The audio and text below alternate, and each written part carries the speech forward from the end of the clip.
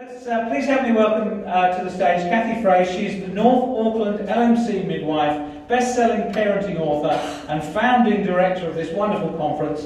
Let's give Cathy a big, strong welcome.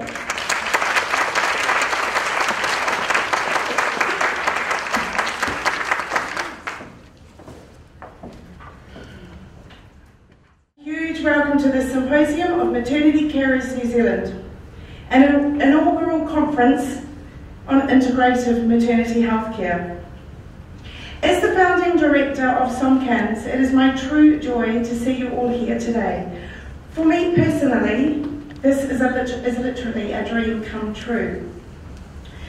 For the past decade, I have yearned for the opportunity of an integrative maternity healthcare dialogue of wisdom, a time when all maternity specialists of every therapeutic modality can convene together in a cross-discipline exchange of progressive research, innovative knowledge, enlightened experience and radical ideas, all in an environment of medical professionalism and visionary open-mindedness.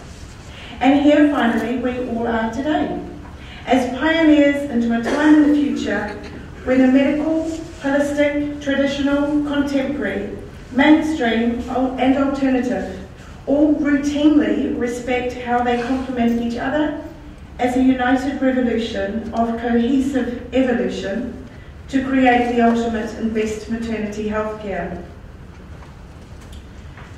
Just as the public are demanding more and more GPs be educated on integrative medicine, thus it is the obvious progression that our own specialty of maternity healthcare needs to do the same.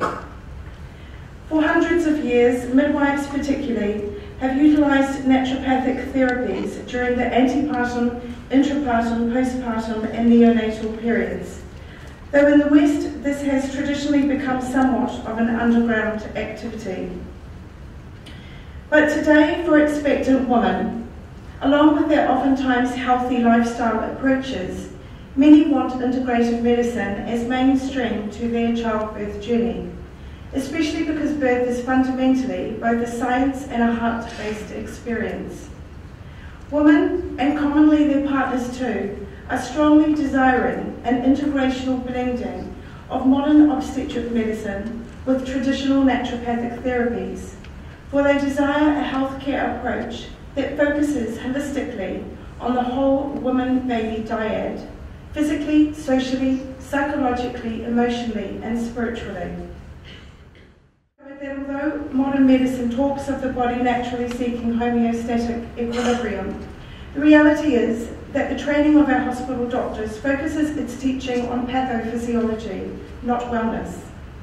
I learned that if I wanted to get knowledgeable about health, as opposed to being knowledgeable about disease, then I needed to learn from the naturopathic therapists.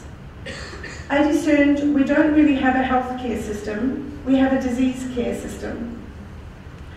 I learned that if your child is premature, or they break a bone, or they have an anatomical abnormality, then modern paediatrics can potentially save your child's life. But I also learned that we have hospitals full of patients with chronic coronary disease and fatal cancers, with a hospital system that continues to feed our sick white breads, overcooked vegetables, and random gelatinous desserts.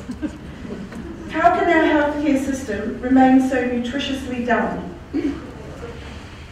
Did you realise in the UK 3 times as many people die annually from the side effects of their prescribed medications versus the numbers who die in vehicle accidents? Did you know well over 6 million North American children have been diagnosed with ADHD? That is equivalent to 2 children in every American classroom being medicated. As renowned therapeutic nutritionist Andrew Saul says, the reason one vitamin can cure so many illnesses is because a deficiency in one vitamin can cause many illnesses. And as the self-care whole food activist Tom Tolman writes, the idea of minimum or maximum amounts of any nutrient is utterly ridiculous. We've gotten so chemically smart, we're stupid.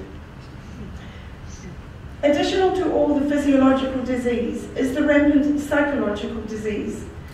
Statistics show that a phenomenal quarter of our adult Western population annually are prescribed antidepressants, including almost 1/3 of our working mothers. Then again, full-time stay-at-home mums are statistically even more at risk for depression. Today, our Ritalin and Ventolin-fed hyperallergenic children are being cared for by their Losec and Prozac-fed parents, and babysat by their warfarin and insulin-fed grandparents. We now are an entire nation of overfed, undernourished, recurrently diseased, and desperately depressed people. To quote philosopher Jiddu Krishnamurti, it is no measure of health to be well adjusted to a profoundly sick society. We have to seriously question why we have become the sickliest generation ever to exist, when it's never been so possible to be healthy, and why we have become one of the saddest generations of humans ever to have roamed this earth, when human life has never had so many labour-saving luxuries. Alarmingly, our children today are now the first generation ever predicted to have shorter lifespans than their parents. However, today, as women, as parents, as patients, we are demanding a new paradigm. And almost 20 years ago, as a health-conscious wannabe, expectant parent, I knew instinctively that it must all begin in the womb. Although I have talked about my tribe, in a way, this conference is actually about breaking down some tribalism barriers.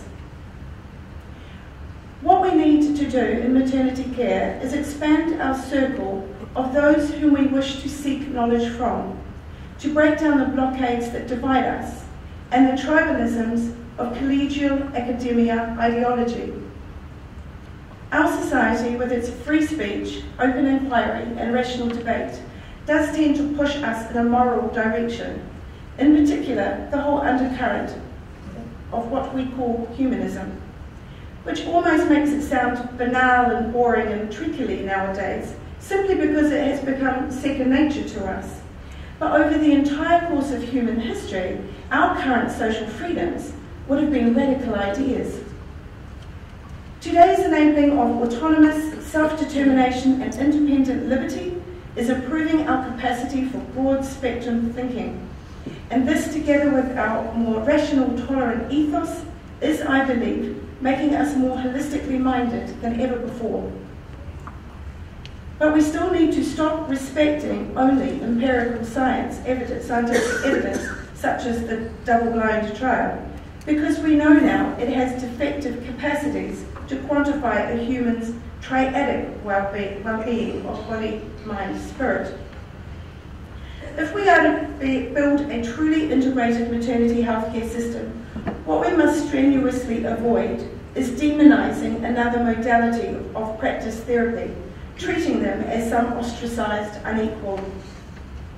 Instead, we need to start intentionally and righteously, because it is our right, aspiring to an insightful merging of ancient remedies with synthetic big pharmaceutical, including fully respecting the centuries of accumulated naturopathic anecdotal evidence. Within maternity care globally, New Zealand has become a world leader. It is said we are the only country on the planet that fulfills all of the World Health Organization's recommendations for best maternity care. And in our past 2 to 3 decades, there has been a steady improvement in maternal and neonatal outcomes. In many ways, we are doing an amazing job, especially for our medically complex patients. But particularly for our lower risk clients, there are still many ways we could be doing things better. As a North Shore to Southern Warkworth LMC midwife, I have statistically one of the most high-risk demographics for obstetric intervention. Nearly all my clients are only having first or second babies. Occasionally there's a third, and very, very rarely a fourth or fifth or sixth. 50% of my clients are Asian or Indian, and 50% of my clients have pre-existing medical conditions.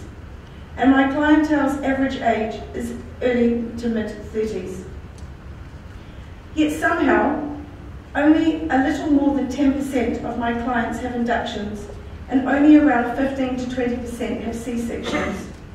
Over 40% of my primates have active labours that are less than 4 hours, and 1/3 of my multips have active labours less than 2 hours. Nationally, not even 60% of women 35 years and older in New Zealand experience vaginal birth, but over 90% of mine do. Bizarrely, I am told I am one of the top smoke-free referring LMCs in my DHB, yet I have very few women who smoke. I am also told I have more women labouring at the local primary birthing unit than any other LMC who does not have their clinic at the birth centre. But why are these statistics able to be good? I believe it is simply because my women are actively encouraged to focus physically and mentally on pregnancy wellness naturopathically, and to focus emotionally and spiritually on spontaneous childbirth normalcy. If you want the normal, you need to focus on the natural. Finally, I ask you, as one human to another, let us relish in deep enjoyment of today as a singularly extraordinary day that it is. At this moment, we are all creating history. We are creating a paradigm, so be proud. Thank you for being part of this exceptional gathering.